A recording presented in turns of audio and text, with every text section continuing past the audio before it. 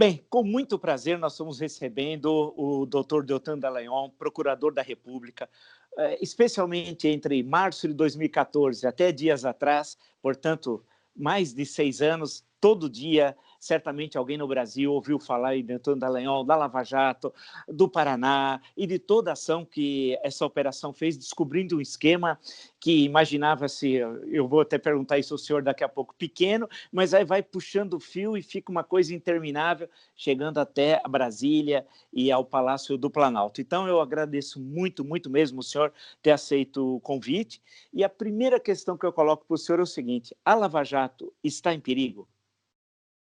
A Lava Jato está em perigo não pelo que acontece dentro dela, mas pelo que acontece fora dela. Dentro dela, a minha mudança é a mudança de um de 14 procuradores, e quem está entrando para me substituir é um procurador competente, dedicado, experiente, que sempre foi um apoiador da Lava Jato, e além desses 14 procuradores que sempre tomam as decisões de modo colegiado, tem mais 30 servidores, todos que têm um alto grau de compromisso, não só com o interesse público, mas com a causa anticorrupção e com o trabalho que está sendo feito ali.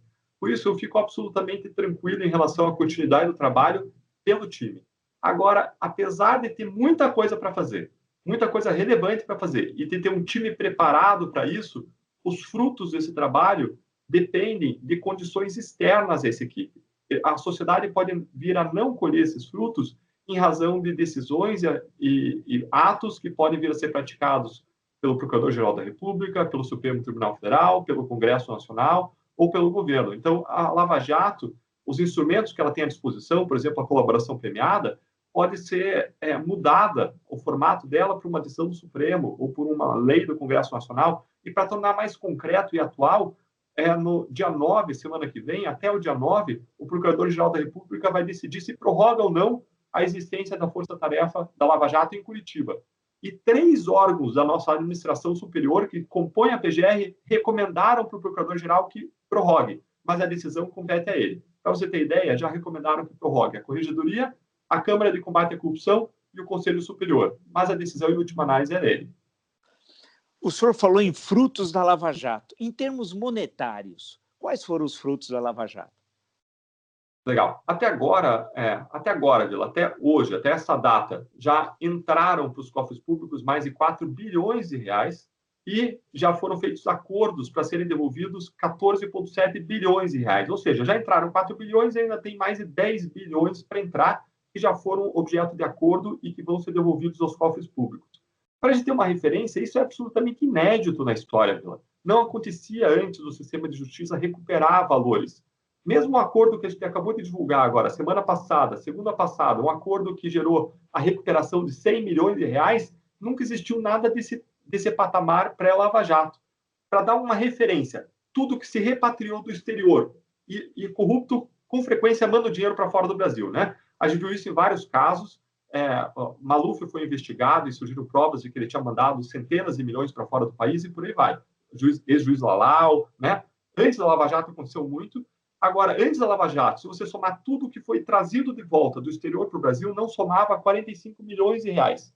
E depois da Lava Jato, na Lava Jato, a gente já obteve a repatriação de mais de 700 milhões de reais. Isso dá uma ideia da quebra de paradigma que foi a Lava Jato em termos de funcionamento do sistema de justiça. Procurador, eu acompanhei o julgamento da ação penal 470, o processo do mensalão. Nessa época eu estava na TV, já não tem nenhum problema falar, e nós fazíamos os debates, as sessões eram terça, quarta e quinta, terminava, as sessões tinham um debate, eu participei, fui o único que participou acho que foi 70 encontros, foram muitos, tal.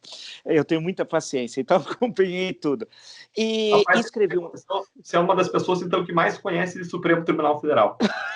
Bastante, viu?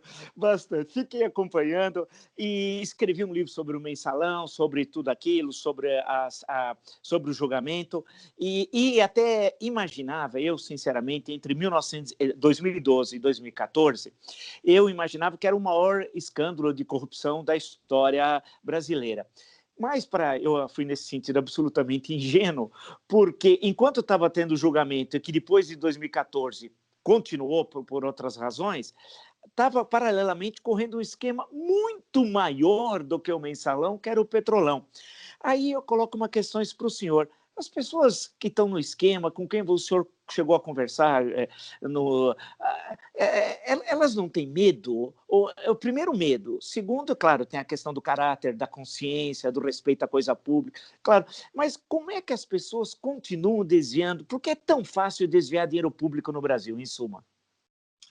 Vila, as pessoas acreditavam na impunidade. A impunidade era a regra. O mensalão foi visto como algo absolutamente fora da curva, algo que fugiu completamente à regra e que não mudava a regra do jogo. Veja que, segundo uma pesquisa que foi conduzida por Carlos Higino e Ivo Gico Júnior, eles calcularam, com base em dados, em cima de dados da Controladoria Geral, de processos criminais, eles calcularam que 97, a cada 100 casos de corrupção comprovada, acabam em plena impunidade na área criminal no Brasil. Ou seja, para o cara ser pego, ser punido, o cara tem que ser muito azarado, mas tem que ser muito azarado. E mesmo, olha para um caso como o Mensalão, os caras que mais foram condenados, os políticos centrais, qual foi a pena deles? Você vai lembrar que foi coisa de 7 anos e pouco de prisão. E o que aconteceu? Eles passaram a ser presos ali em 2014, receberam um regime semiaberto, porque era menos de 8 anos, ficaram um ano em regime semiaberto, um ano depois já estava em regime aberto, e depois de 2 anos do começo do cumprimento da pena, ou seja, depois de um ano semiaberto e depois de um ano de aberto, o que aconteceu? Indulto para todo mundo. Os indultos chegaram a perdoar 70%, 80% da pena dos corruptos, que já era uma pena baixa. Isso não inibe prática de crime de ninguém. Isso, pelo contrário, dá uma sensação de reforço da prática criminosa. Dá uma sensação de que vale a pena praticar o crime de corrupção. Essa é a realidade. A realidade é de que, e você tem um conhecimento de história, lembra das rebeliões lá da época de Brasil Colônia? O que acontecia depois das rebeliões?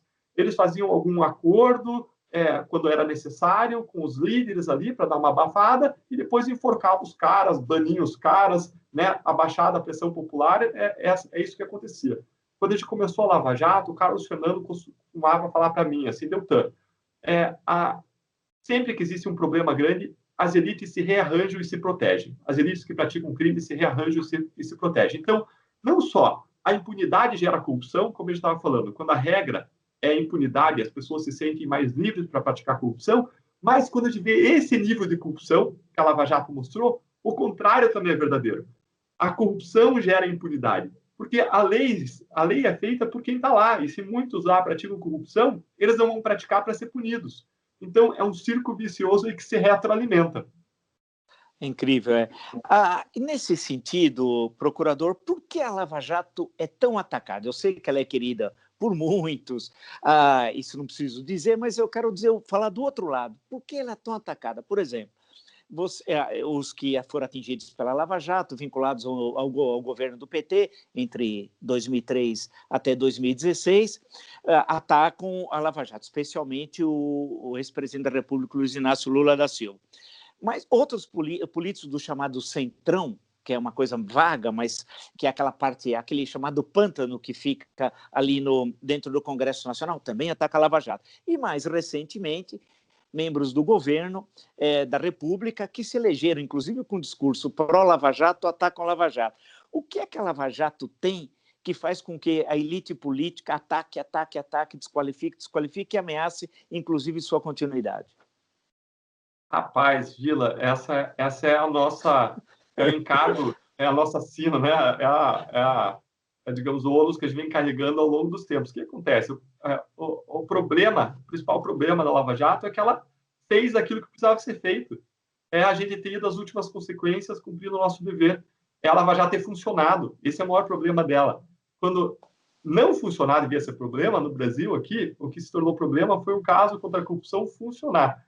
E como ele funcionou, e tinha muitos poderosos envolvidos, é natural que todas as máquinas que essas pessoas movimentam, as suas máquinas de assessoria de comunicação, suas máquinas de agências que controlam robôs nas redes sociais, as suas máquinas que inventam narrativas, toda a militância. Eu não estou falando de um político, estou falando de centenas de políticos e suas bases aliadas, né? O que acontece é que eles viram os canhões para o Lava Jato. E aí aparecem uma série de narrativas que desvirtuam fatos, que inventam fatos, e uma série de tentativas de mudanças de leis, de influências, de pressões para nos punir, pressões para decisões judiciais em ambientes que são mais permeáveis a alguma abertura para conversas políticas. Então, tudo isso começa a surgir em torno desse tema. Com isso, eu não estou dizendo que a gente tenha acertado sempre. Não me entenda errado. Toda atividade humana pode envolver equívocos. Humanos, nossa atividade não é perfeita. E a Lava Jato, ela passou por um aperfeiçoamento ao longo da sua vida, assim como ela é fruto de um aperfeiçoamento anterior. Agora, eventuais equívocos que juízes, promotores, advogados cometem, devem ser corrigidos naturalmente pelo sistema de justiça. Existem vários recursos para isso, nos tribunais, e é natural que existam opiniões divergentes, direito não é matemática, o sistema é feito para isso. Agora, ainda assim, o índice de confirmação das decisões foi acima de 85%, quando a gente toma os mais de 1.200, 1.300 habeas corpus que foram impetrados.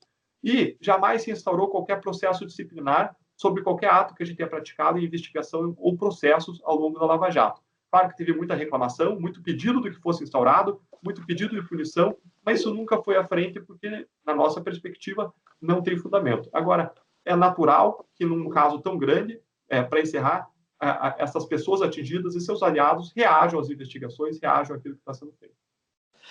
Deixa eu perguntar uma coisa para o senhor. O site de The Intercept Brasil divulgou mensagens que, evidentemente, não foram obtidas de forma lícita, como é de conhecimento de todos, e que envolvia trocas de conversas entre o então ministro, o juiz Sérgio Moro, com membros da Lava Jato, do Ministério Público. O senhor considera, primeiro, essa questão dessas trocas de mensagens, o senhor considera que houve ou não ilicitude? Segundo, houve abuso? A Lava Jato não fez algumas coisas que não deveria, essa é uma linguagem vulgar, que não deveria fazer? Como é que o senhor analisa alguns críticos que colocam o dedo dizendo assim, não, a Lava Jato foi importante, mas ela abusou, ela passou do limite? E a maior tristeza que eu tenho é ver as pessoas, às vezes, falando genericamente, houve abusos, houve excesso. Tá bom, mas qual excesso? Qual abuso? Teve alguma prisão que foi errada? Qual? Vamos lá discutir, então. Cada decisão de prisão era em cima de fatos concretos, com base na lei, tomava 10, 15, 20 páginas. Então, algumas pessoas dizem, a Lava Jato prendeu muito. Peraí, será que prendeu? Vamos olhar os números. A gente fez 3 fotografias no período auge da Lava Jato de prisões, e apenas cerca de 10% dos acusados, não de investigados, de acusados estavam presos. Aí falam, não, a Lava Jato pressionava por meio de prisões para obter colaborações. Será? Vamos olhar os números. O que os números mostram é que mais de 70% dos acordos foram feitos com réus soltos, que jamais foram presos. A gente tem um monte de acordo com empresa. A empresa não vai presa para fazer acordo. Então, foram criadas uma série de narrativas de supostos abusos, mas as pessoas não apontam qual é o caso concreto que isso aconteceu. E jamais, de novo, jamais o Conselho Nacional do Ministério Público ou a Corregedoria identificou qualquer ato que tenha, em relação ao qual tivesse evidências de abuso e instaurou um processo disciplinar. Pelo contrário, todas as investigações que foram feitas confirmaram a legalidade da nossa atuação. O que é diferente de você reconhecer que é possível existir divergência em matéria de direito. Divergência, entendimentos diferentes, isso é normal. É normal que um advogado entenda, em prol do cliente dele até, que uma prisão não deveria ser decretada. Isso é do jogo, isso é legítimo. O direito não é matemática. Interpretação de fatos e provas, você conhece pela história, não é matemática. A gente tem a famosa história do vencedor, não é? Não é matemática. E essas visões diferentes são legítimas. Agora, acontece uma confusão de linguagem e de semântica. Muitas vezes o advogado vai dizer, existe uma ilegalidade na prisão do meu cliente, quando o que ele quer dizer eu tenho uma interpretação da lei e uma interpretação dos fatos diferente da interpretação do Ministério Público, que também é legítima. Você consegue compreender? E aí fica essa linguagem de legalidade quando a gente tem que distinguir duas coisas. Uma coisa, existe uma interpretação diferente, e claro que a gente tem uma visão diferente da visão dos advogados, criminalistas, é óbvio, senão a gente tinha pedido a anulação de tudo, a absolvição de todo mundo, desde o dia 1. É óbvio que a gente tem uma visão diferente. E outra coisa é você ver uma linha da lei e você decidir ultrapassar, claramente, né? Você praticar uma violação frontal, um abuso. Abusos nunca aconteceram, violações da lei nunca aconteceram. O que o Intercept fez? O Intercept ele obteve uma série de mensagens de origem criminosa, sem autenticidade comprovada, já não tem nem como aferir o padrão para ver se é verdade ou não, porque quando houve os ataques, a recomendação que ele teve foi encerrar o aplicativo, isso apagava toda a nuvem do aplicativo, apagava todas as mensagens, então já não tem padrão de comparação, mas vamos supor que alguma coisa ali, existam mensagens ali verdadeiras. O que o Intercept fez? Foi olhar por um buraco de fechadura, que foram algumas mensagens eventualmente trocadas, a realidade. Agora, veja, pense no teu trabalho. Quantas vezes você troca mensagens e depois você conversa pessoalmente e aí você tem reuniões e você desiste de ideias e você muda de visão?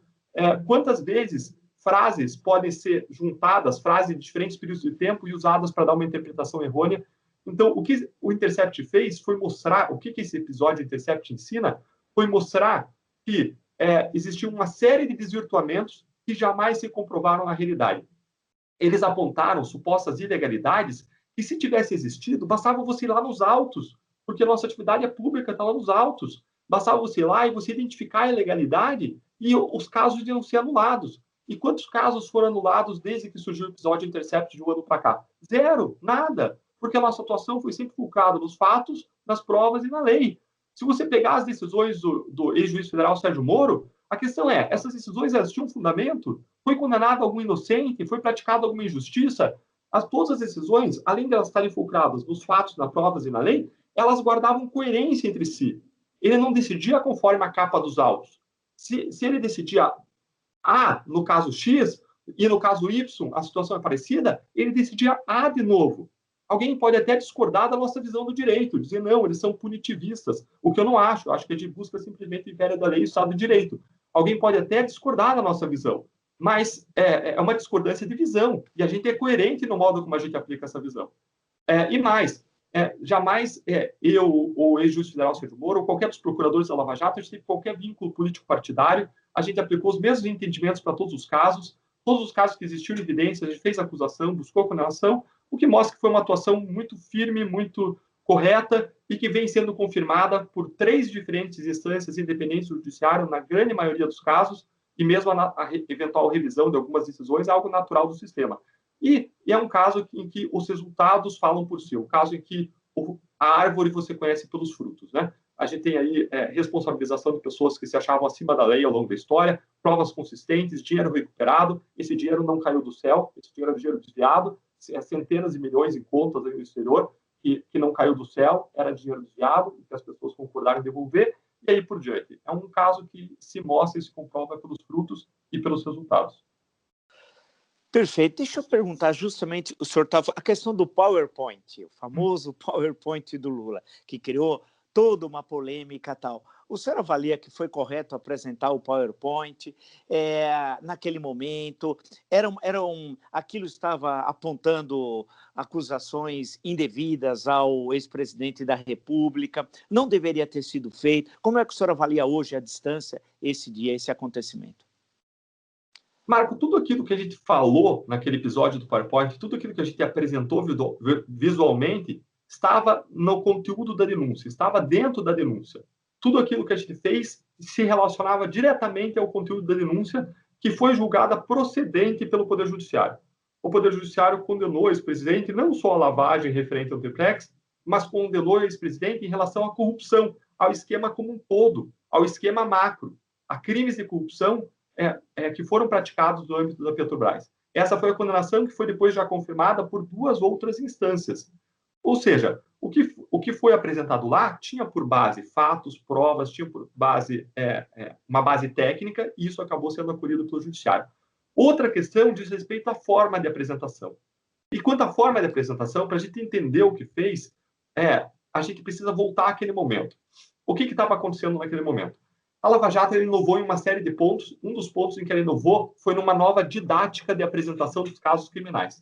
Os jornalistas hoje, Vila, conhecem 10 mil vezes mais de investigação e processo criminal do que eles conheciam lá atrás, em 2014. Quando a gente fez a primeira acusação envolvendo as empreiteiras, a grande 7ª fase da Lava Jato, aquele grande esquema da Petrobras, a gente fez também uma apresentação num sistema de PowerPoint com gráficos mostrando o caminho do dinheiro. Aquilo foi muito didático para os jornalistas, para as pessoas entenderem como que o esquema tinha acontecido. E a partir daquele momento, a gente passou a adotar uma linguagem muito simples, usar analogias, usar um linguajar mais simples, usar métodos visuais e explicar aquilo para a sociedade. E a partir daquele momento, a gente fez cerca de 10, 15, talvez 20 coletivas com PowerPoints, explicando aquilo para a sociedade, explicando os esquemas de cada denúncia, explicando como funcionava. Quando chegou o caso do ex-presidente, a gente simplesmente apresentou o mesmo padrão. Só que qual que era a peculiaridade que marcava esse caso? Existiam algumas peculiaridades. Uma delas era a própria visibilidade do ex-presidente. Outra delas era a capacidade que existia da sua base aliada, dos seus aliados, de criarem narrativas. Por exemplo, a gente apresentou tudo em cima de provas, e aí, em seguida, eles inventaram a frase de que a gente teria dito não temos prova, mas temos convicção, que é uma frase que jamais foi dita, mas colou aquilo na opinião pública numa estratégia de repetir uma mentira 1000 vezes como se fosse verdade. Esse é um segundo aspecto. Um terceiro aspecto foi a gente buscou apresentar as provas por indício que existia em relação à autoria dele, em relação ao grande esquema de corrupção, por meio daquele diagrama com aquelas bolas apontando para ele, e a gente foi apresentando uma a uma. De onde que a gente tirou isso? Aquilo? A gente tirou de um estudo mais profundo sobre indícios e sobre um raciocínio de que você entende uma prova. Por exemplo, você olha uma estátua de Napoleão, lá na França, e você infere, a partir daquela estátua, que a melhor explicação para aquela estátua é o fato de que Napoleão existiu realmente. Então, você encontra evidências na realidade e você sempre busca a melhor explicação. Esse é um modo de entender e de ver evidências, e quando você coloca uma série de fatos, a questão é, qual é a melhor explicação para o fato de que Paulo Roberto Costa obedecia a ordens de Vaccari? Qual é a melhor explicação? Peraí, Vaccari não tinha por que obedecer Paulo Roberto Costa. Desculpa, Paulo Roberto Costa não tinha por que obedecer Vaccari. Vaccari não mandava nele. Quem que mandava? Quem estava acima? Era o presidente da Petrobras, chefe da Casa Civil e presidente da República. Aí um outro fator. Então, alguém dessa cadeia estava dando ordens para Paulo Roberto Costa, ou estava permitindo aquele esquema acontecer de algum modo. Aí vinha outra questão. Peraí, se mudou o chefe da Casa Civil ao longo dos anos e o esquema prosseguiu, é porque não era ele o líder do esquema, não era ele que estava ligado a Vaccari.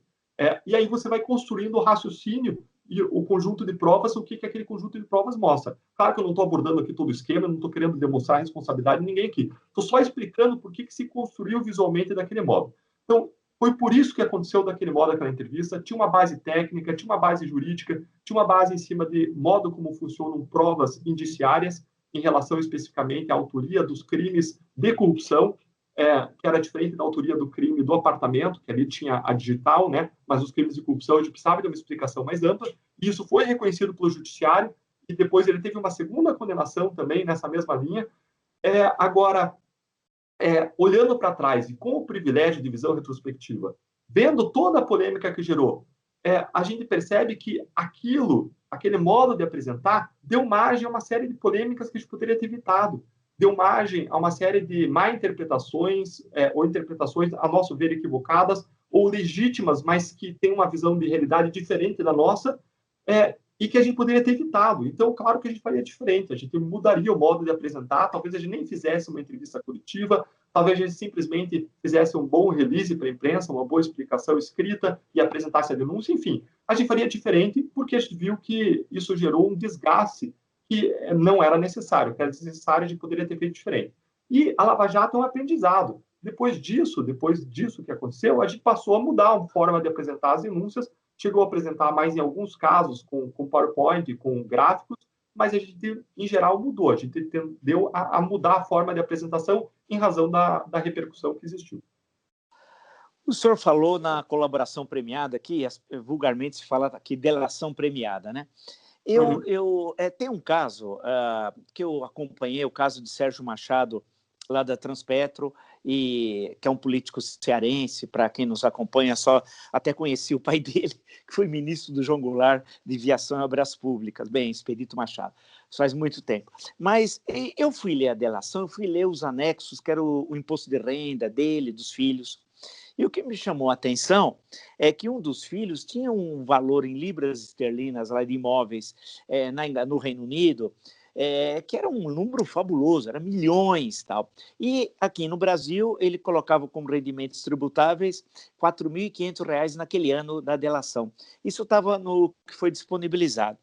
Aí eu fico pensando o seguinte, poxa, é bom cometer crime, né? Estou falando o que as pessoas me falam, poxa, deve ser bom cometer crime. Você comete crime, aí usufrui daquilo, pode ser pego pela justiça, no caso foi, aí faz um acordo, não vai devolver tudo, é o que as pessoas pensam.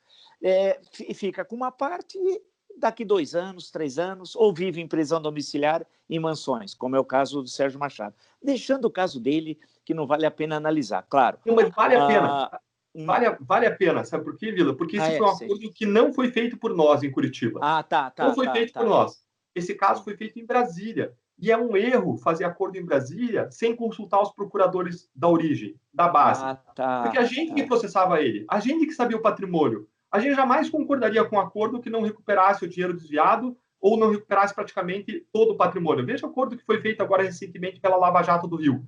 Tinha lá o Mestre, ele recuperou R$ 1 bilhão, deixou com ele coisa de 3 milhões, 2, 3 milhões. Nossos acordos, eles recuperam muito dinheiro, eles recuperam quase tudo. Tudo que a gente consegue, a gente recupera. Agora, quando a cúpula quer fazer um acordo com o réu nosso, sem nos consultar, acaba acontecendo esse tipo de equívoco, que, a meu ver, é um equívoco. Esse patrimônio deveria ter sido analisado, deveria ter sido feito um contato conosco, a gente deveria ter participado. Quando você olhar os nossos acordos, e a gente pode responder pelos nossos acordos, posso trazer informações, prestar contas dos nossos acordos, o que a gente fez, você vai ver que essa não é a realidade.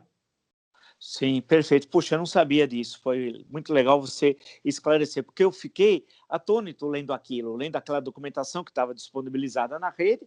Eu falei, mas eu pensei comigo, claro, dentro de uma. Eu falei, ele transferiu para o filho investiu em imóveis, especialmente na Inglaterra, e depois, e ainda ganhou morando numa mansão. E tinha 24 pessoas que ele podia receber, entre os quais um padre, que eu achei que seria legal ele até se confessar com o padre do que ele fez. E eu fiquei estarrecido vendo aquilo. Eu falei, meu Deus, então, dentro do que fala numa linguagem comum, o crime compensa, né? Nesse sentido, o que é péssimo, né? Péssimo, péssimo. Concordo com você, Vila. E teve nessa linha, teve cerca de uns 3 acordos que foram feitos pela PGR sem nos consultar. Teve esse acordo do Sérgio Machado, teve o acordo do Nestor Cerveró e teve o acordo do Delcídio. Do Delcídio tudo bem, porque o Delcídio tinha foro, então não era uma investigação nossa. Aí tudo bem a PGR fazer sem nós. Mas os casos do Cerveró e do Sérgio Machado deveriam ter sido feitos conosco, né? E a Lava Jato ela foi aprendizado, porque antes não existiam esses acordos de colaboração. E o que você vai ver é que se você olhar os acordos que foram feitos conosco, que é basicamente o resto dos acordos, esse tipo de situação não aconteceu. E mesmo você olhando, olhe para os nossos acordos. Os nossos acordos mostram que não valeu a pena os crimes. Lembra que a gente falou do mensalão? Lembra que a gente falou que os caras ficaram presos 2 anos, um em semiaberto e um em aberto? Veja o caso do Marcelo Debrecht. Marcelo Debrecht praticou os crimes, vamos comparar aí aos crimes do mensalão, tão graves quanto, e ele fez acordo, ou seja, ele foi beneficiado e ele ficou preso em cadeia 3 anos. E depois evoluiu para um outro regime, para depois ir para a liberdade, e pagou uma multa multimilionária, e a empresa fez um acordo de bilhões, que até então, se você considerasse junto do Odebrecht e o Braskem, era o maior acordo da história em termos de recuperação de valores em matéria de corrupção. Então, se você pega o caso do Marcelo Debrecht, compare com o mensalão, mesmo os nossos colaboradores não ficou barato. Por que a gente não consegue mais? Porque o sistema não funciona. E aí, quando o cara tem por parâmetro o caso do mensalão, em que o cara ficou preso 2 anos, um regime semiaberto e um aberto, ele pensa o quê? Bom, se eu responder, eu vou ter, no máximo, a pena do mensalão. E aí, quando você senta para negociar com ele, ele só vai aceitar algo melhor do que a pena do mensalão. Como a gente conseguiu na Lava Jato algumas punições significativas, conseguiu manter prisões por bastante tempo e levar pessoas à prisão, porque mudou a regra da prisão em segunda instância e passou a ser permitido lá em 2016 a prisão em segunda instância, a gente conseguiu alcançar acordos melhores. Mas quando você vai desmontando o sistema e você fala que agora não pode mais prisão em segunda instância, quando você fala que o cara vai ter eventualmente um indulto que perdoe 80% da pena, quando você garante penas baixas ou um processo que vai demorar 15 anos, as pessoas passam a não ter mais interesse no acordo. Ou se tiver interesse, vai querer uma pena de 6 meses em regime aberto para fazer, entendeu? Se a gente quiser que ele devolva o dinheiro e que ele entregue outras pessoas praticaram crimes, o cara vai querer uma pena quase nenhuma. Isso por causa do sistema. Então, veja bem, a gente tem que desenhar melhor o sistema. Esse é o X da questão. A gente precisa investir e endurecer as regras em relação à corrupção, e eu concordo com você, para passar a mensagem de que o crime de corrupção não pode compensar. Deixa eu perguntar uma questão para o senhor procurador. O desligamento coletivo da Força-Tarefa da Lava Jato aqui em São Paulo, eu fui surpreendido, acho que todo mundo que acompanha não imaginava que isso fosse ocorrer. Como é que o senhor avalia? Eu também fui surpreendido, eu tomei conhecimento ontem à noite, logo depois disso ter sido noticiado, e a informação que nós temos é que existiu uma grande incompatibilidade entre o procurador, a procuradora que era responsável pelos casos em São Paulo e a equipe da Força Tarefa. Vamos trazer para Curitiba para explicar isso melhor, tá? Em Curitiba, quem era o procurador responsável pelos casos da Lava Jato? Legalmente responsável, era Deltan. Deltan tinha um ofício criminal em Curitiba, que é um cargo, é um conjunto de atribuições, é um conjunto de processos, e dentro desse conjunto de processos estava a Lava Jato. E aí, como esse caso se tornou muito grande, o procurador-geral aceitou designar outros colegas para me ajudar. Como era um caso muito grande, outras pessoas, uma equipe foi designada para estar junto comigo trabalhando nesse caso. Agora, eu sempre trabalhei em conjunto com eles, todas as decisões eram conjuntas, colegiadas, embora as pessoas, por vezes, foquem em mim, era um trabalho de equipe. Eu era apenas uma peça de uma grande engrenagem, eu era um lubrificante dessa engrenagem, eu buscava fazer as coisas funcionarem bem, mas era uma parte dessa imensa equipe. E a gente tinha uma sinergia muito grande entre nós.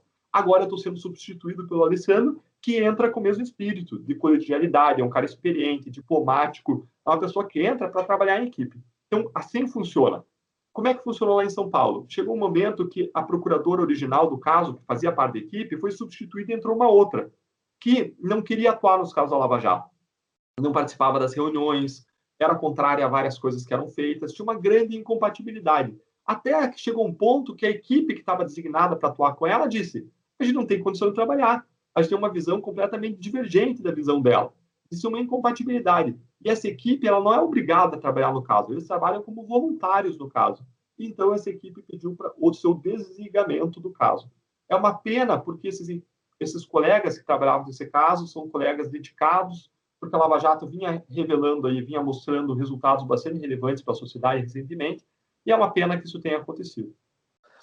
E eu não sei se é possível o procurador responder, mas isso tem a ver com a mudança relativamente recente na Procuradoria-Geral da República, quando foi designado o senhor Augusto Aras, que inclusive não fez parte da lista tríplice, que é tradição desde 2003, quando o Dr. Cláudio Fonteles foi indicado, e a partir dali criou-se essa tradição. Evidentemente, nós sabemos que a lei permite ao presidente escolher qualquer um dos procuradores, entenda-se, desde que tenha atingido um certo patamar da sua carreira, e que a lista tríplice não é obrigação. Mas isso foi uma tradição desde 2003. O atual presidente da República escolheu o senhor Augusto Aras, que não estava na lista tríplice. Isso tem a relação com a chegada do senhor Aras à PGR? Marco, não direta, tá? Não direta. Vamos dizer que isso aí pode ter sido o pano de fundo da decisão.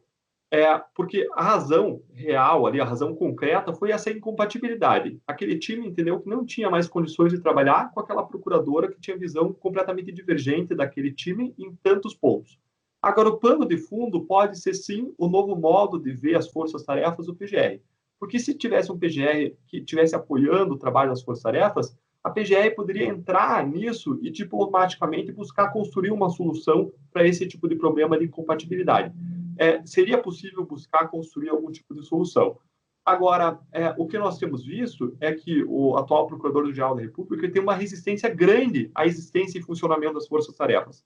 Há um ponto em que, no final de junho, salvo engano, ele chegou a falar que as forças-tarefas eram órgãos clandestinos, o que é absolutamente equivocado, porque a força-tarefa, de novo, nada mais é do que uma equipe designada pelo próprio Procurador-Geral para trabalhar junto a um promotor originalmente responsável por um caso, quando o caso fica muito grande. E claro que esse promotor é importante que ele indique as pessoas, porque precisa existir essa sinergia, que não existiu em São Paulo. Veja quão é importante que seja uma equipe que tenha uma visão mais ou menos alinhada, ainda que tenham diferentes visões de mundo, mas que tenham uma visão do direito que seja compatível e que sejam pessoas que sabem trabalhar em equipe. Muitas vezes existem colegas extraordinários, mas que não sabem trabalhar em equipe. Então, essa postura nova do Procurador-Geral pode ter sido o pano de fundo dessa decisão também. Aumentaram muitas pressões em relação às forças-tarefas, e também esse pano de fundo se relaciona, para fechar, com a própria decisão que vai ser tomada aí, no próximo dia 9, até o próximo dia 9, de continuação ou não dos trabalhos de Curitiba. Em Curitiba tem documentos secretos que ninguém pode acessar, não seus procuradores, porque surgiram notícias de documentos secretos. Como é que é isso, doutor Deltan? Esse é o tipo de crítica que o Procurador-Geral da República fez em relação à nossa atuação, que é absolutamente equivocada e que é destrutiva.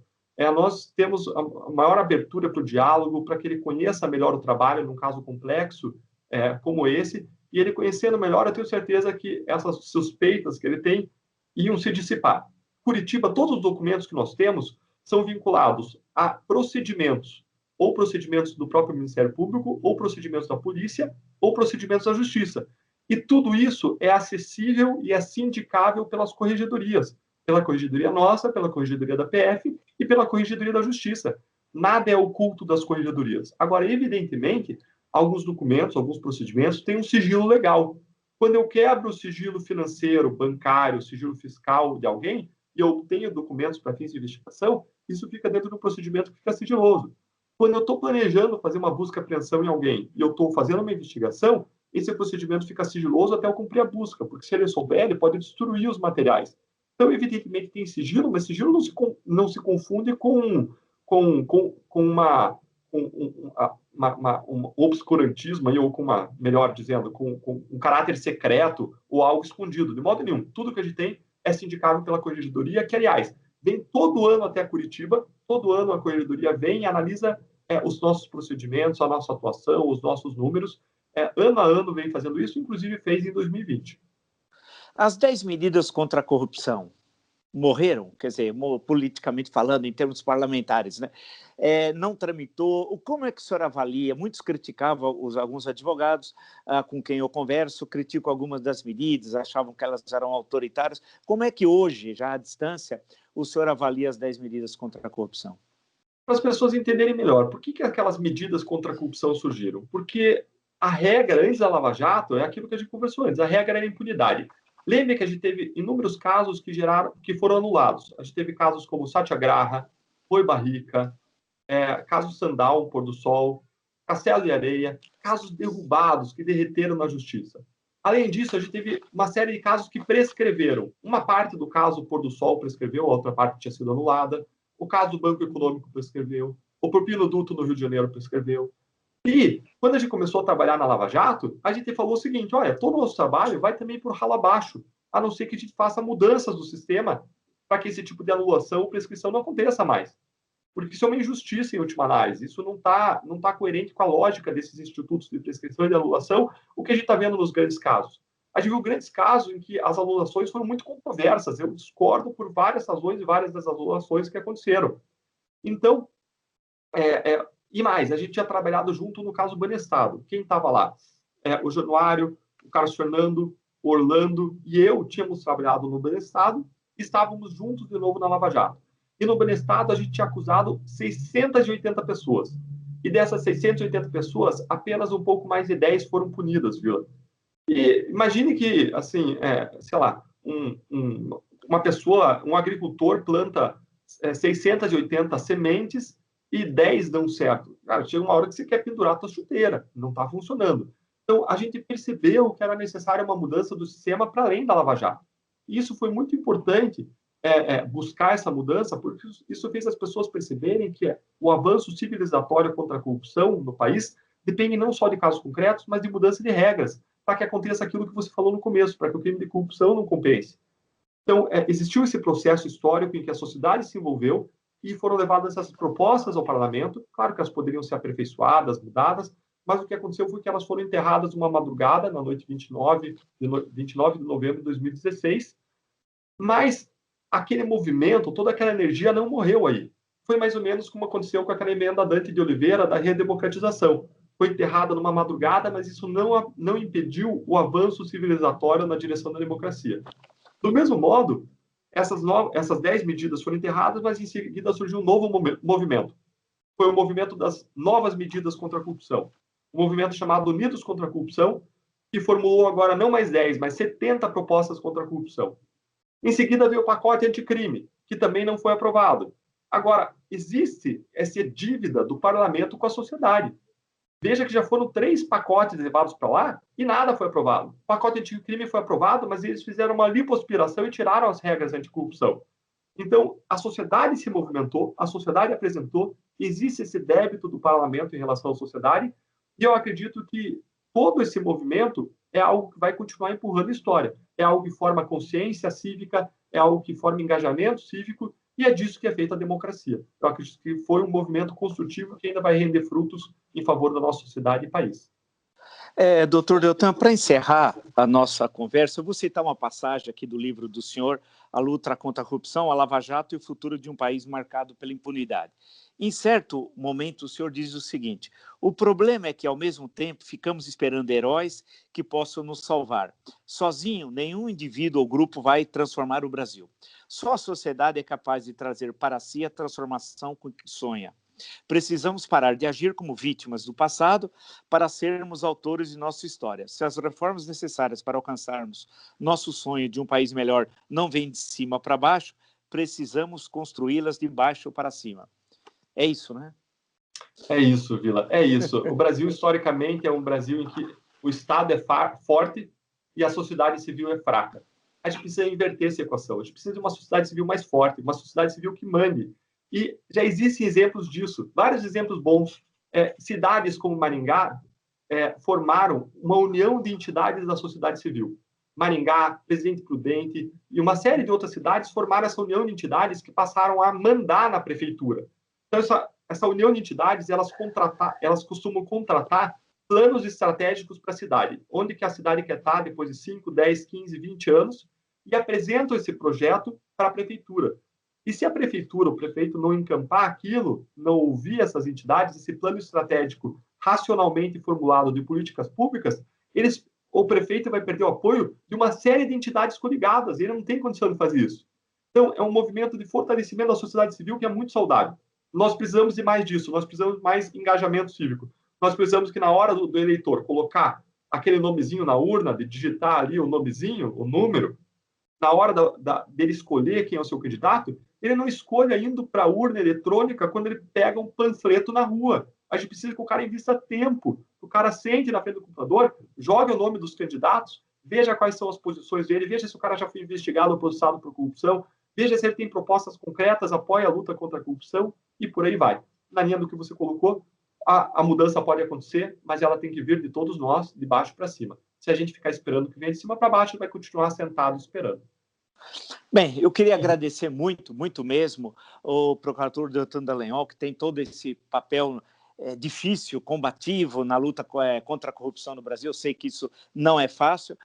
Espero que o senhor continue desenvolvendo esse trabalho agora em outras funções do Ministério Público Federal aí no Paraná. Desejo muito boa sorte, também à sua filha, a toda a sua família, e vamos continuar na luta, né? É assim, né?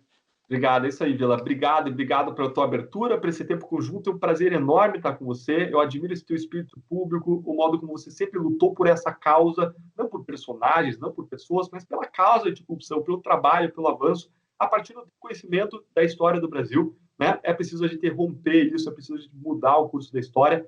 Eu gosto muito daquele livro do Daron Acemoglu e do Robinson, em que eles colocam que existem conjunções críticas, momentos críticos da nossa história que a gente tem que escolher para onde vai. Na verdade, que a gente possa escolher agora o melhor caminho, que não necessariamente é o mais fácil, que é o caminho da luta por mais integridade e por um país melhor. Obrigado, foi um prazer estar com você, enorme.